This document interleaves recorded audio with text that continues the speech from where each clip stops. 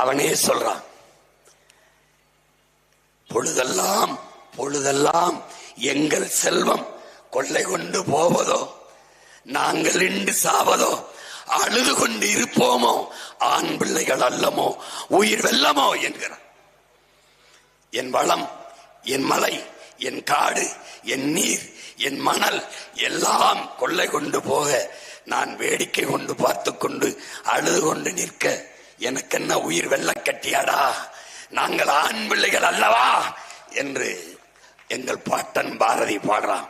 கடைசிக்கு சொல்லுகிறான், தர்மமே தர்மமே வெல்லும் எனும் சான்றோர் சொல் பொய்யாமோ, பொய்யா போயிருமா?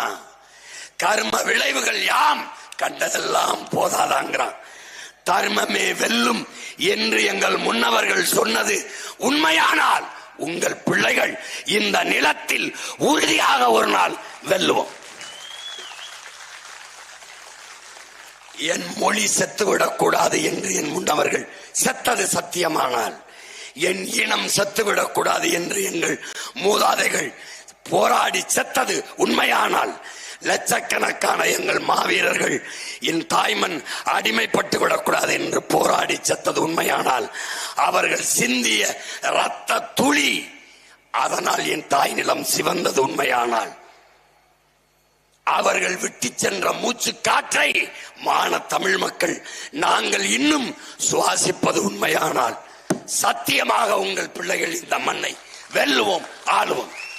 இந்த நிலத்தில் இருக்கிற ஊழல், லஞ்சம், கொலை, கொள்ளை, பசி, பஞ்சம், சாதிய இழிவு, தீண்டாமை, அடக்குமுறை, ஒடுக்குமுறை, மது, மத போதை ஏதுமற்ற புதிய ஒரு தேசம் செய்வோம். எம் மக்களின் புரட்சியால் அதை உறுதி செய்வோம். ஒரு சீட்டு இந்த பொண்ணு வென்று போய் என்ன செய்வாள்? ஒத்த சீட்டை வென்று என்ன செய்வாய் சீமான்? என் அன்பு மக்களே, அறிவார்ந்த சொந்தங்களே, பெரிய கோட்டை, மாபெரும் கதவு, ஒரு சிறிய ஓட்டை, ஒரு சாவி துவாரம், ஒரு சிறிய ஓட்டை சாவி துவாரம், அதில்தான் எவ்வளவு பெரிய கோட்டையானாலும் திறக்கணும். அப்படி சார்ஜ் கோட்டையை திறப்பதற்கு அன்பு மக்களே ஒரே ஒரு சாவி, அது ஈரோடு கிழக்கில் இருந்து உதிக்கட்டும். ஒரு பெண் மகள் என்ன செய்வாள்? எண்ணி விடாதீர்கள், எண்ணி விடாதீர்கள், பெண்ணெனும் பேராற்றலை மறந்து விடாதீர்கள். எங்கள் தலைவனின் படையிலே அங்கையர் கன்னி என்று ஒரு தங்கை இருந்தால், அறிவார்ந்த தமிழ் தம்பி தங்கிகள், என்னரும் பெற்றோர்கள் இந்த வரலாற்றை அறிந்திருக்க வாய்ப்பில்லை, நிறைய பேர் தெரிந்திருக்க வாய்ப்பில்லை. அவள் அப்படிப்பட்ட வீரமிக்க புலிப்பிள்ளை, அங்கையர் கன்னி, கரும்புலி மரத்தி, உயிரை ஆயுதமாக ஏந்துகிற மரப்பெண் அவள். என் தலைவன் படையிலே இலங்கை கடற்படை ராணுவம் மொத்த கட்டமைப்பும் ஒரு கப்பலிலே, அந்த கப்பலை தகர்த்தால்தான் நாம் எளிதாக தாக்குதலை தொடுக்க முடியும் என்கிற நிலை வரும்போது, அந்த மான மரத்தி கரும்புலியாக சென்று கப்பலை தகர்க்க முடிவெடுக்கிறார். தலைவர் அதற்கு தயாராகும் போது அவளுக்கு காய்ச்சல் வந்து விடுகிறது. காய்ச்சல் என்று சொன்னால் தலைவர் அந்த வாய்ப்பை தனக்கு தரமாட்டார், வேற ஒருவருக்கு தந்து விடுவார் என்று அவள் சொல்லவே இல்லை. இப்போது எல்லோரும் சென்று அவளை அனுப்பி வைக்கிறார்கள். உங்களால் நம்ப முடிகிறதா?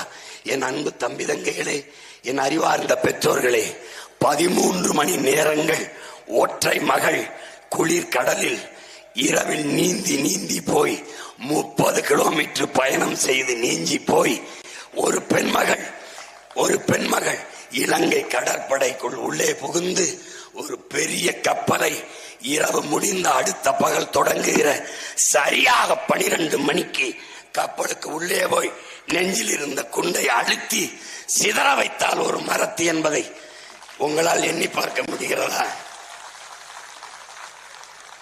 அது என் தலைவனின் படையில் அங்கையர் கன்னி போல, இந்த அவன் தம்பி என் படையில் பல்லாயிரக்கணக்கான அங்கையர் கன்னிகளை உருவாக்கி வைத்திருக்கிறேன். அதில் ஒரு மரத்தில்தான் இந்த மண்ணிலே நான் தேர்ந்தெடுக்கிற என் தங்கை சீதா லட்சுமி. தன் அறிவு திறனால், தர்க்க ஆற்றலால், மொழி புலமையால் தமிழக சட்ட சபையை ஒலிக்கு எடுப்பால், அலறடிப்பால். நீங்கள் உங்கள் மதிப்புமிக்க வாக்கை ஒரு முறை எங்கள் மைக் சின்னத்துக்கு தந்து வெற்றி பெற செய்து அனுப்பி பாருங்கள். ஆண்டாண்டு காலமாக அல்லல் பட்டு அவதிப்பட்டு தாவித்து துடித்துக் கொண்டிருக்கிற என் மக்களே, குரலற்று இருக்கிற மக்களே, உங்களின் குரலாக என் தங்கை தமிழக சட்டசபையில் ஒலிப்பால், இதே ஒளி வாங்கியில் ஒலிப்பால்.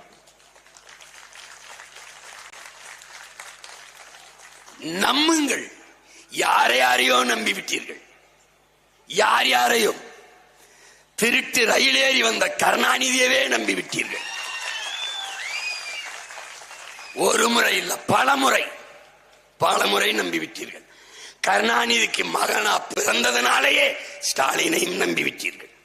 ஸ்டாலினுக்கு மகனா பிறந்ததனாலேயே உதயநிதியும் நம்பிவிட்டீர்கள்.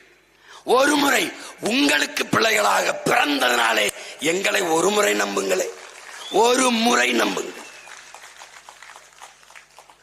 ஒரு முறை நம்புங்கள். தன்மானத்தோடு இனமானத்தோடு வெகுண்டு எழுங்கள். ஒரு முறை நம்மால் முடியும் மாற்றத்தை.